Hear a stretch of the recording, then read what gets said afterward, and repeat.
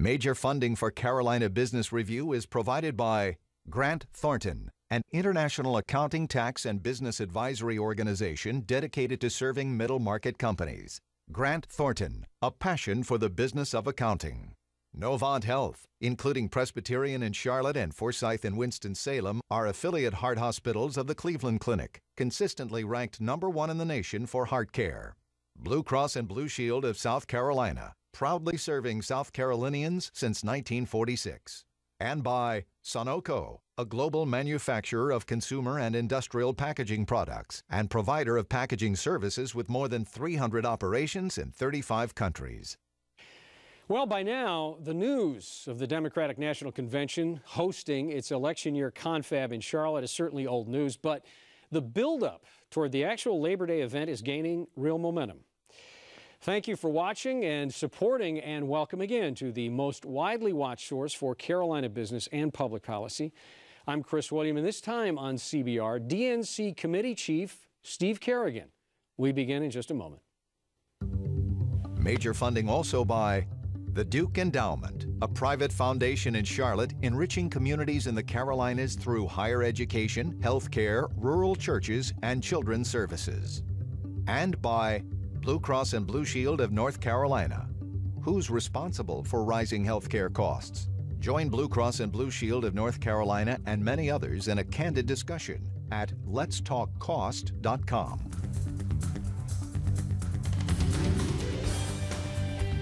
This review was recorded April 10th, 2012. On this week's program, an executive profile featuring Steve Kerrigan, CEO of the Democratic National Convention Committee.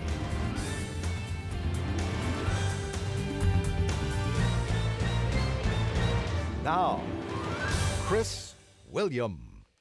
Hello, welcome to our program. Happy spring, and Mr. CEO, welcome to the Carolinas. I know you've probably been said to you now for the past year, but it's good to have you here, Steve. Thank you very much. Thanks for having me. I appreciate it. Now, Steve, you know, DNC this is certainly big news, and it was big news in Charlotte. And I'm sure a lot went through to get to this point, but here you were in 2004 involved with the convention in Boston, had an administrative role. When you compare and contrast that '04 convention and where you are right now in the planning of the 2012 Labor Day event, you know, what has surprised you, positive and negative? What didn't you expect? Well, it's first of all, thank you for having me on the show. Yeah, I really appreciate it. They're drastically different situations, certainly for me. Back in '04, I was the chief of staff for the host committee, so I was doing it for my hometown of Boston. So it was a different role altogether. But back then, in April, we had just gotten a nominee, John Kerry, in late March. And so we had been doing an awful lot of work for an awful long time without really sort of the vision and direction of a candidate. Mm-hmm. So we have that now. We also chose the city of Boston in a different way than we chose Charlotte. I had the great honor of coming here actually 2 years ago this month for the first time to visit Charlotte and run the site selection process. And we took a different approach to why we chose North Carolina versus when we chose Massachusetts. So it sort of does color the whole program. We are much further along now than I think we've ever been in any convention planning. And it's because of the coordination and cooperation of the people here in North Carolina and in the whole region, and frankly the commitment and energy and excitement that people bring to the table. We have exceeded on almost every one of our timelines and goals, and we're excited about that. Boston was a unique situation for me, and I used to always love to say it was the best convention we've ever had, but we've already exceeded that here in North Carolina, and I expect to do the same in 100 and something days.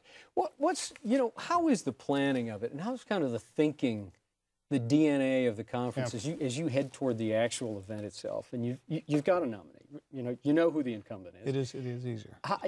Is it easier? And then what does the convention take on in your head? In other words, what would a successful convention look like?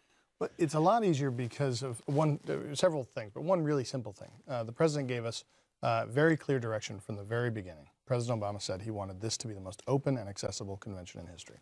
So that really becomes a part of everything we do.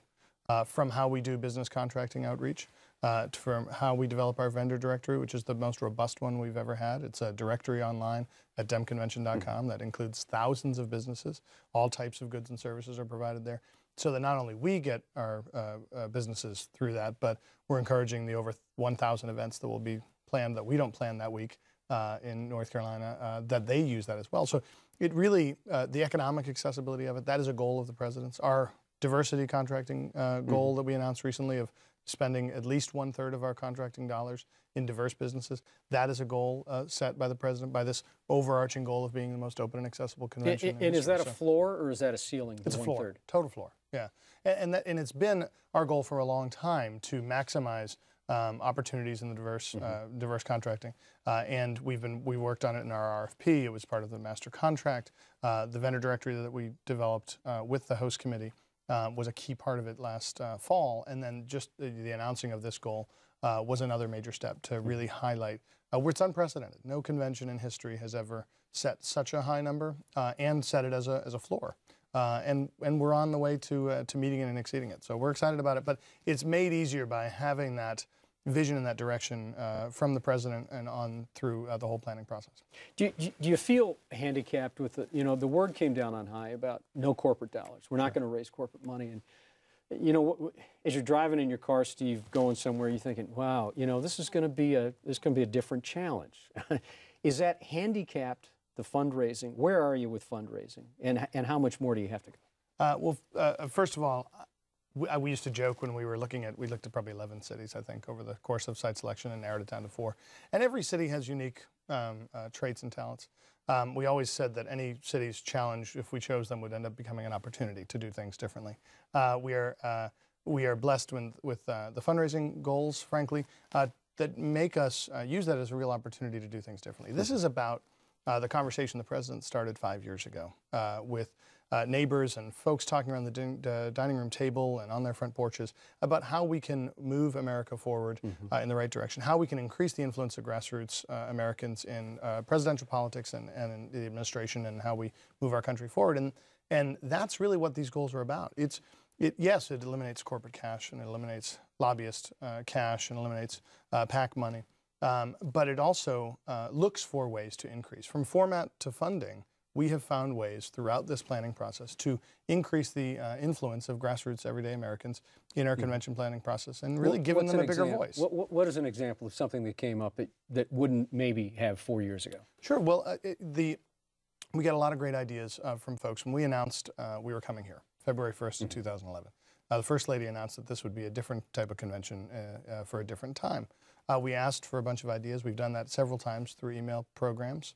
And folks from all across the country have submitted thousands and thousands of ideas because we wanted to hear their input. We wanted to give them a voice in this process. Some of the great ideas included everything from making sure that we use the Charlotte Motor Speedway in a really special way, which we're doing on Monday, Labor Day, with a family-friendly festival-like environment out there that celebrates the Carolinas, Virginia, and the South. And really helps us kick off the convention week in a really special way. That came out as a result of several people suggesting that we use that venue in a particular way, and the move to Bank of America Stadium on Thursday night. Obviously, we had done it in 2008. President Obama accepted the nomination at Football Stadium in Denver. But people suggested we try and look at that again this cycle. We did look at it, and after several months of questioning and answering and figuring out our plans, we announced that as well in January. So it's really giving folks an opportunity, plus having them sign up on this vendor directory, having them get engaged and involved in volunteering, getting folks really involved in their communities or all across North Carolina. We have a thing called the 100 County Plan. So we've engaged county convention organizers in every one of the 100 counties to engage them, get them involved, hear from them what we can do to make sure this is a Carolina convention. This isn't just about Charlotte, and it isn't, frankly, just about the Democratic Party.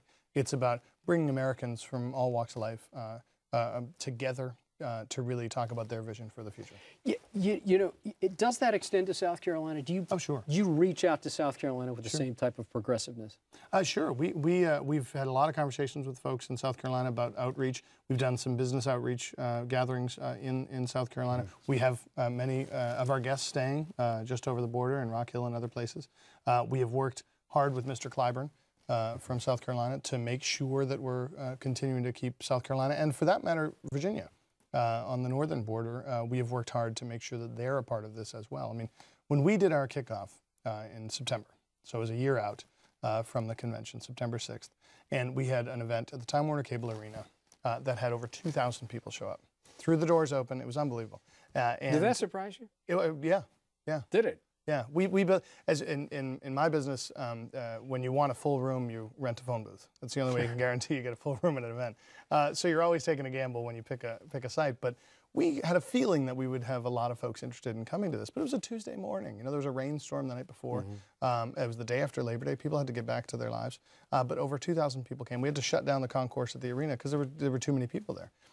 A week before in Tampa, they had a closed-door, high-dollar fundraiser where, according to the press, dozens of people showed up for the RNC's year out. I'm not saying that their way is wrong for them. If that's the way they choose to do it, that's fine. We choose to do it in a way that throws the doors open, welcomes people, and engages them in an effort to get Americans to come together around a common cause. You know, Steve, you seem like, and we haven't had a chance to really talk a whole lot, but heard from other people around you, and you seem like a reasonable guy. You seem like a... I like to think so. And you are. I get the sense that you are. When you hear of some of the rhetoric that goes on between the two, not just the two parties, but just in politics in general, how do you in your role, how do you with this event, in this convention, how do you affect that in a good way? By trying to do the best we can to stay above all of that and stay focused on what's important. What's important for us is to host the most open and accessible convention in history. Include people in the process. Make sure folks know that they can have a role in this, that they can be a part of it, that the Democratic Party and this president want them involved in not just how we plan this convention, but what it represents, because it's not just a nominating tool, although it is that, and we will do that. But it's also an opportunity to reaffirm who we are as a party and who we are as Americans. We reaffirm our platform. We talk about the core beliefs of our party. And that's really what it is about. They're going to have a similar gathering a week before in Florida, and I wish them well. I really do. But that's the difference between the two parties, is those core beliefs and how you go about it. We've gone about it by including more Americans and throwing the doors open and engaging them in our process, by asking folks to get involved in our fundraising at a grassroots level. And by saying this isn't just about corporations and about lobbyists. And that's what I'd really like us to get out of this, is that we plan a convention that we can be proud of, that engages more Americans across the country and around the world in what we're doing here in North Carolina, but really what we're doing for the party and for the future. Because this is going to be, it culminates for us at 10 o'clock on Thursday, September 6th, when the president takes the stage. But that's really when the general election campaign begins. And then there's 2 more months for him, and then hopefully 4 more years. But we really set the table. He gets 2 shots at an open microphone to himself in that year. One was the State of the Union, and one is this convention address. And this is his opportunity to really lay out his case as to what he's done in the last 3.5 years and what he hopes to do in the next 4. And we're not going to spend a lot of time on this, but it's worth mentioning when you've got DNC Chair Wasserman going after the Republicans about women's issues. I guess the question is when does someone stand up and say, listen, this is not going to be about partisan politics. This is going to be about character, and this is going to be about what's doing right. We're not going to throw any stones. And I think that there seems to be, and evidence will suggest that there's a silent group of Americans, certainly Carolinians, that just want a parent in charge somewhere in here. So I guess how do you do that? Well, I think it's by the example of how you do the job that you've been elected or hired to do, as the president has been. He has put this country above politics and in large measure above party in a lot of what he has done and in the leadership that he has demonstrated. There will be partisan disagreements, and there is a lot of rhetoric that goes around. A lot of people stay employed through the use of a lot of great rhetoric. But what it comes down to is whose ideas do you share the most? Whose direction of the country do you agree with? And whose set of policies do you think best reflect you, your friends, neighbors, and loved ones, and who do you think is best set to lead this country in the right direction?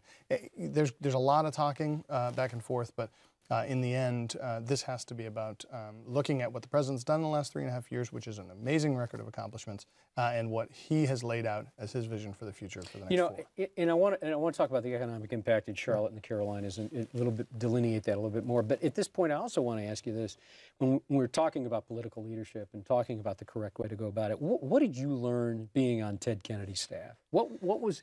And here's a guy that I wouldn't call retiring. I don't know that anyone would. So, and again, you seem kind of the antithesis to how Senator Kennedy would sometimes communicate. What did you learn from him? First of all, he was the first thing that popped in my head when you asked your last question, because of all of the bloviating about partisanship that is done, and the demonizing that is done on both sides, and he did his share of that. He was always the one, and any Republican who ever worked with him on stuff was always the one who would sit around a table and say, okay, let's find a way to move this country in the right direction. Let's find common agreement on something and move us forward, whether it's healthcare, education, or jobs. And I think that's missing a lot. He was a huge fan of the president's. That's why he came out so early and endorsed him, because he believed in his vision and the way in which the president was running his campaign. He had sort of turned conventional wisdom on its head in 2007 when he started engaging the grassroots of the party first and not worrying about bigwig PACs and lobbyists and fundraising, but it was really about engaging in this conversation that he has continued to have for the last 5 years. And I know that Senator Kennedy enjoyed being part of that conversation. He enjoyed watching the president take that oath of office and work hard for the beliefs that they shared. I am sorry that he couldn't be here for so many of the parts of the president's first term, and he will be sorely missed at this convention. Economic impacts. There are some estimates, 200 million or so, at least in the Charlotte area. When you look past that, and the party's over, everyone goes back to their states and their respective. Sweep up all the confetti. Yeah, yeah, exactly, or whatever is left. Right. What happens? What is Charlotte like then? What are the Carolinas? What is the region? What is the afterglow? What's the effect? What's the halo around this? Well, there's a lot. I get asked this a lot, and I would say a lot depends on what they do now. That it's not just about us bringing a convention here, having it be successful, and us leaving, and automatically there's a great benefit for the city. There is that. This is an unprecedented time for a city like Charlotte and states like North and South Carolina. The eyes of the world will be on the city and this region for an entire week. There'll be 15,000 members of the media here, 35,000 delegates and guests. There'll be folks from literally all around the world who will be here.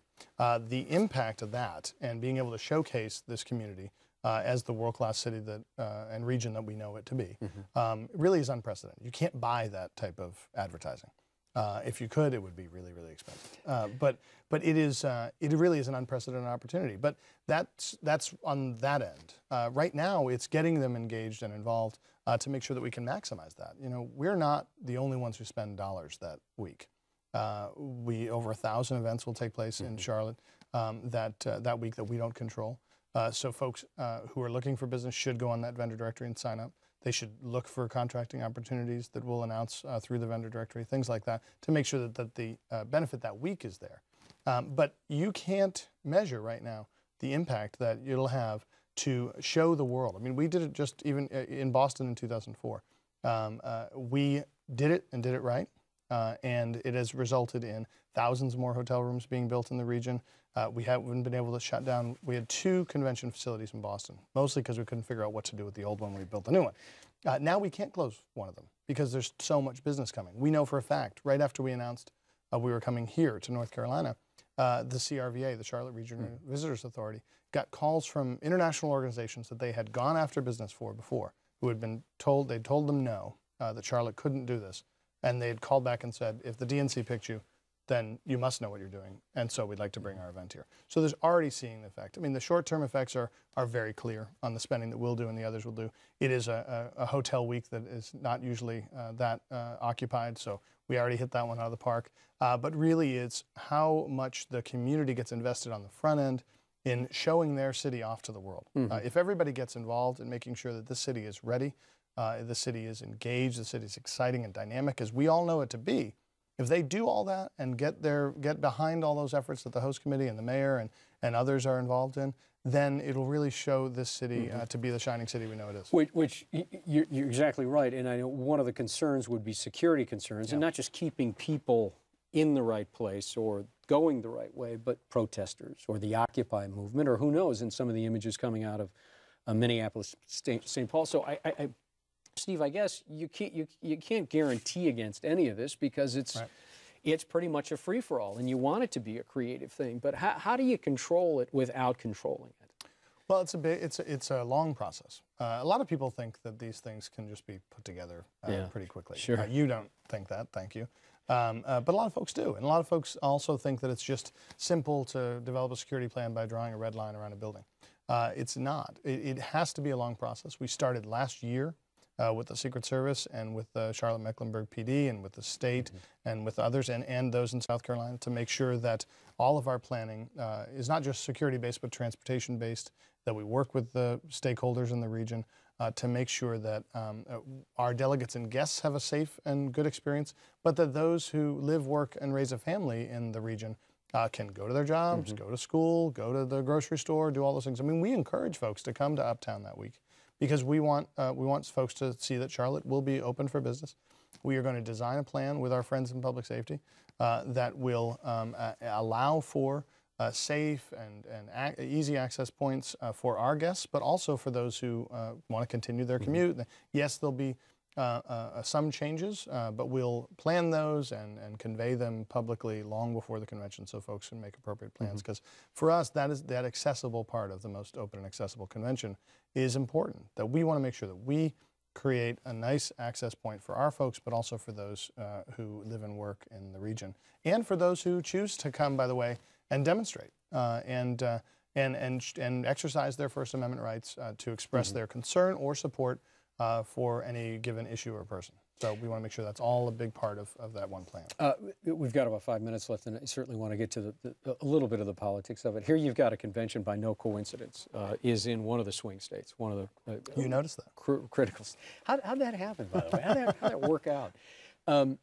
What is going to happen? You've got Bev Perdue that's not running for re-election. You've got a former Charlotte Mayor, Pat McCrory, that's got a lot of wind at his back, and many people are assuming now that he is going to be the next governor. You've got a state that Barack Obama certainly wants to win. From your point of view, how do all these dynamics work out? Where is this going to end up after that first Tuesday in November? Well, we're confident it's going to end up with North Carolina continuing to be blue. We eked it out in 2008 with 14,177 votes, but I'm confident that we'll know. Not that you've counted. Right, many, many times. First of all, I'm confident we'll know on Tuesday, November 6th, not on Wednesday, which is what we found out in 2008.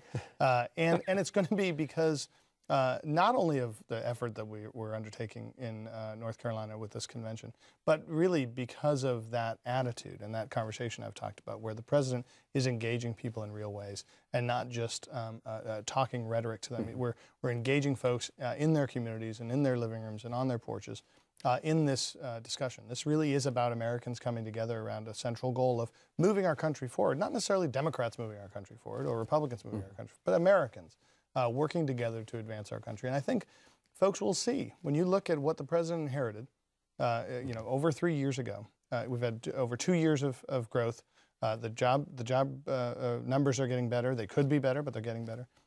He has created unprecedented healthcare opportunities. There are 2.6 million young people who can stay on health insurance because of the president's plan under their parents' health care plan. I mean, there's lots of things that need to be conveyed to voters so that they understand what this first term has been about and what the next term will be about. And I think what you'll see over the course of this campaign and over the course of this convention is an effort to engage and embrace the grassroots of our country in this conversation so that when it's over with, whether it's September 6th when the president leaves the stage in Charlotte, or November 6th when he takes the stage, I would suspect, in Chicago to give his speech after he won a second term, that all Americans are together around the common cause of moving our country forward.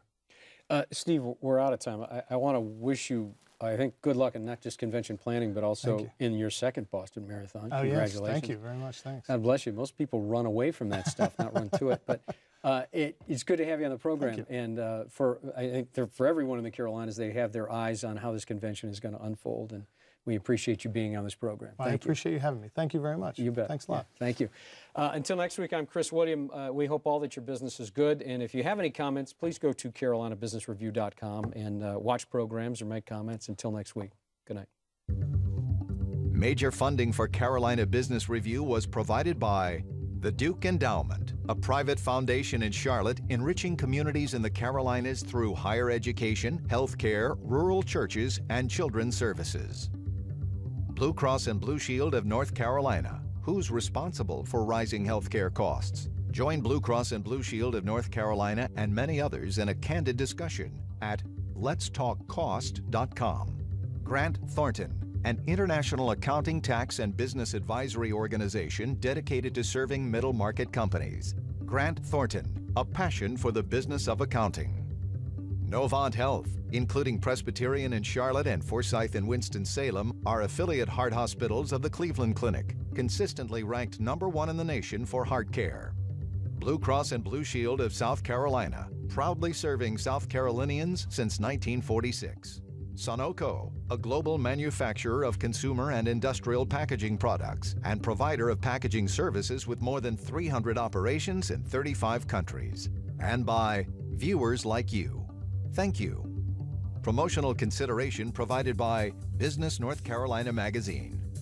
For more information, visit carolinabusinessreview.com.